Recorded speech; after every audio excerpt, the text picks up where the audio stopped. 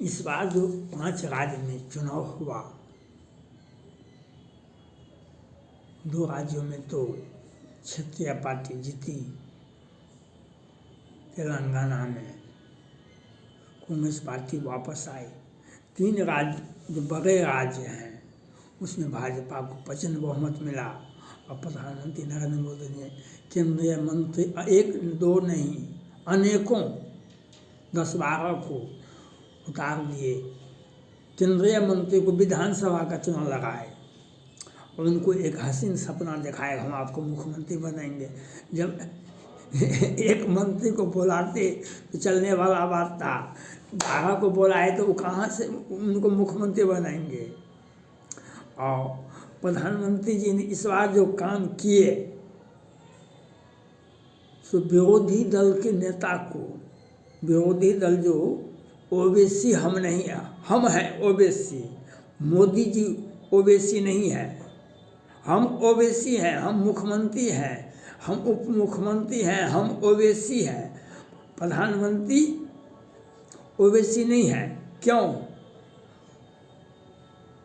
हम जो कहते हैं जातिगत जनगणना पूरे भारत में होना चाहिए, जातिगत गणना बिहार में होना चाहिए, जातिगत गणना पूरे भारत में होना चाहिए। राहुल गांधी जी बिहार की सरकार के मुख्यमंत्री, उप मुख्यमंत्री और छाती पीट पीट के कहते थे जातिगत जनगणना होना चाहिए, जातिगत जनगणना होना चाहिए। अब जातिगत जनगणना का हंडी फूट गया, सभी के सभी लोग स्नान कर लिए, जातिगत जनगणना का हंडी फूट गया, मोदी जी ने फोड़ दिया। कहा कि देखिए जो मुख्यमंत्री बनाए मध्य प्रदेश, मोहन यादव जी इक्के दुक्के यादव जी हैं मध्य प्रदेश में भाजपा में, 40 वर्ष से थे, उनको उठा कर के मुख्यमंत्री बना दिए। साईं बिहार में तो एक भी जाति के लोग नहीं आते हैं, उत्तर प्रदेश में कहीं होगा 1-2 घर, आज छत्तीसगढ़ में कितनी संख्या है इनका कहना मुश्किल है। लेकिन और राजस्थान में कोई एक अच्छी संख्या में शर्मा जी नहीं है, आप फर्स्टे बार विधायक बने। तो मोदी जी का जो सोच है इससे भाजपा के बहुत नेता घबरा रहे हैं, जो केंद्रीय भाजपा के बड़े नेता हैं वो घबरा रहे हैं। उनको घबराना नहीं चाहिए, पहले दुश्मन से लड़ने के लिए पहले अपना आत्मविश्वास को मजबूत करना पड़ता है। चाहे सिंधिया जी हों कि शिवराज सिंह हों या रमन सिंह हों या वसुंधरा राजे हों या बहुत सारे लोग हैं, तो इनको घबराना नहीं चाहिए। मोदी जी ने जो एक काम किए, जो हिंदू में 1000 जाति से कम नहीं होगा, मोटा मोटी 1000 जातियाँ होगी। ये जो घेर रहे थे कांग्रेस पार्टी और क्षेत्रीय पार्टी जो है, जो हम ओबीसी हैं, हम मुख्यमंत्री हैं, हम ओबीसी हैं, अब प्रधानमंत्री नरेंद्र मोदी जी ओबीसी नहीं है, तो यह हिंदुओं को ललकारते थे सनातन धर्म का विरोध करो, सनातन धर्म का विरोध करो। मोर्जा जी झंडा ले लिए थे, अखिलेश सिंह यादव जी कहते थे कि हम रामायण पर वो विपक्ष उठाते थे, सनातन धर्म का विरोध करो, सनातन धर्म रामायण में हमें अपमानित किया गया है, उसको जला दो। पूरे बिहार में, उत्तर प्रदेश में तो रामायण जलाया गया। अब पूरे भारत में एक नेपोटिज्म गैंग पैदा किए, पूरे भारत में हिंदुओं को, हिंदुस्तान हमारे देश का नाम है हिंदुस्तान, और हिंदुस्तान में ये नेपोटिज्म गैंग बन गए और हिंदुओं को गाली दो, उनके धर्म को तहस नहस कर दो।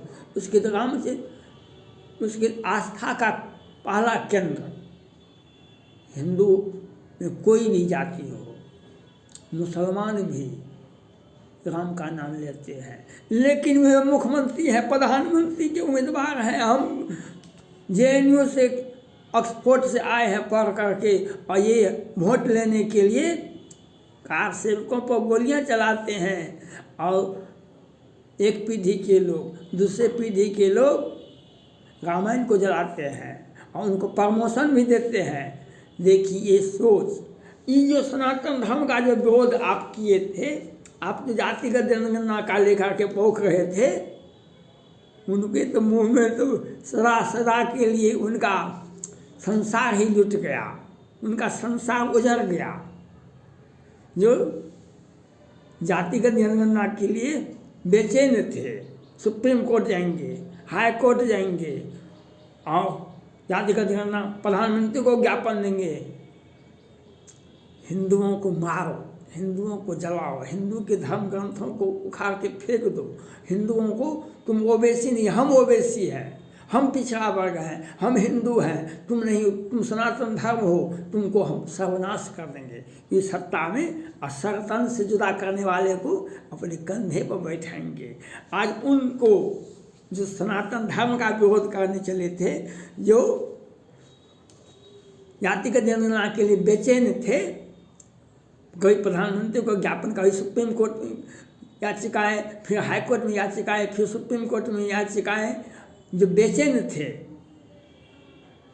सब में 90 हमारा है, 10 का शासन नहीं चलेगा, 10 का शासन नहीं चलेगा। उनको मोदी जी ने अच्छा से कद इतना छोटा कर दिया, जो एक पुष्ट तो चला गया, एक पीढ़ी चली गई, अब दूसरे पीढ़ी में जो आए हैं तो इनका तो इतिहास ही खत्म हो गया। सपना में कभी जातिगत जनगणना के लिए बेचैन नहीं होंगे अब, और सनातन धर्म का विरोध नहीं करेंगे। मोदी जी ने साईं को या शर्मा को या यादव जी को मुख्यमंत्री बना करके हम हिंदू हैं, यह आपको गर्व से महसूस करना होगा। हम हिंदुस्तान के हिंदू हैं, हमारा जो सांस चलता है उससे दुनिया सांस लेती है, हम जो सांस छोड़ते हैं उसी पर तुम जिंदा है। और तुमने किस प्रकार से हिंदुस्तान में सनातन धर्म का विरोध किया था, किस प्रकार से, ये साधारण सी बातें नहीं है, क्योंकि न्यायालय में याचिकाएं सुनी नहीं जाती है। सनातन धर्म का और जातिगत जनगणना के लिए कुछ लोग बेचैन हैं, अभी भी बेचैन हैं, महिलाओं के अपमान के लिए बेचैन है, मणिपुर के महिलाओं के लिए अपमान के लिए बेचैन है। अब पूरे भारत में हिंदू महिलाओं के, राजस्थान में, दिल्ली में, बिहार में, झारखंड में, कौन सा राज्य में महिलाओं के साथ ज्यादती नहीं की गई। घर में ढूक ढूक करके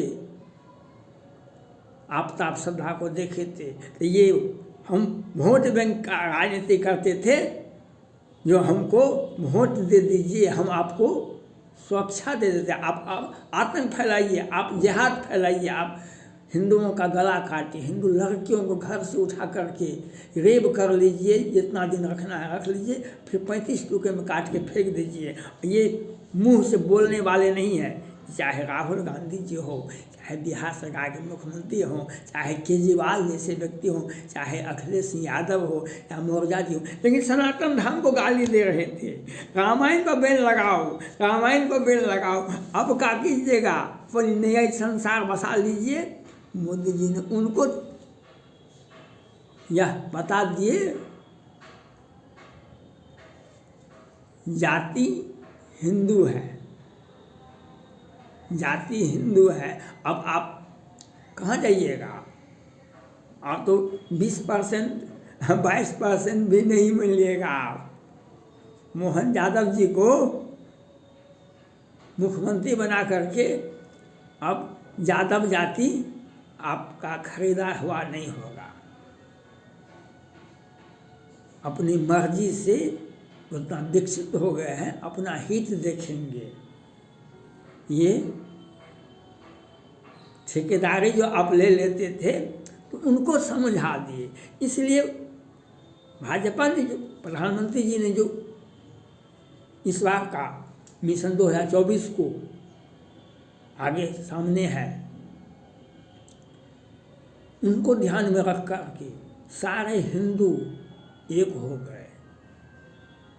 जहाँ भी है, जिस राज्य में है, चाहे उनकी संख्या वह जाति हिंदू जाति से आएंगे तो वह आपको बहुत महंगा पड़ेगा। आपकी पार्टियाँ, एक तो क्षत्रिय पार्टी और उसमें भी प्रधानमंत्री का उम्मीदवार अभी 10 पार्टियाँ हैं।